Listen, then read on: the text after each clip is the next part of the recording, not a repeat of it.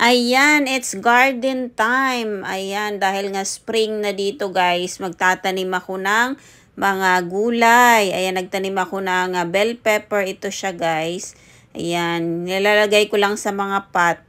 Sinisidling ko muna siya. Tapos, pag ganito yan, tinatransfer ko na. So, ayan, ito naman siya is ampalaya.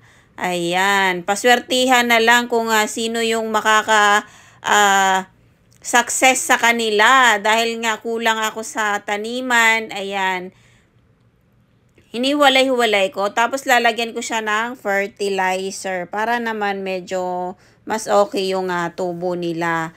O 'di ba? Dahil maganda pa ang panahon ngayon. So magtanim tayo ng gulay and garden. Ayan, pati kamatis meron din ako guys.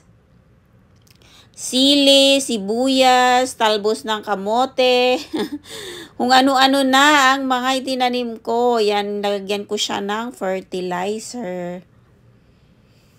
Sana ay maging maayos yung pagtubo nila. Matataba pa naman yung mga seedling. Ayan, kaya lagyan lang ng fertilizer para sure talaga na medyo maging okay yung tubo nila sana. Ayan. Meron din ako guys yung mga tanglad o yung lemongrass. Ang dami kong tanim na lemongrass.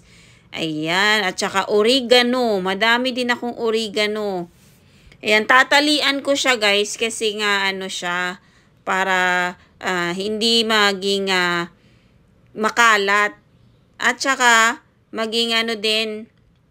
Maganda kasi pagdating ng summer, madami siyang dahon dahil sa sobrang init, namamatay kasi, kaya dapat hindi siya kinakat. Ayan yung oregano ko guys, ang tataba din. So ayan, meron din akong tanim na kalabasa. Ayan, lumaki na ang aking kalabasa guys. So ayan, sipag-sipag din magtanim para meron tayong aanihin. Ayan. O, 'di ba? Kaya tatalian ko yung aking tanglad. Ayan, malaki kasi ang area ko dito, yung maluwang ba. So, masipag lang talaga magtanim para may makain na mga organic na mga gulay. Ayan, masarap ang tanglad guys sa mga sabaw.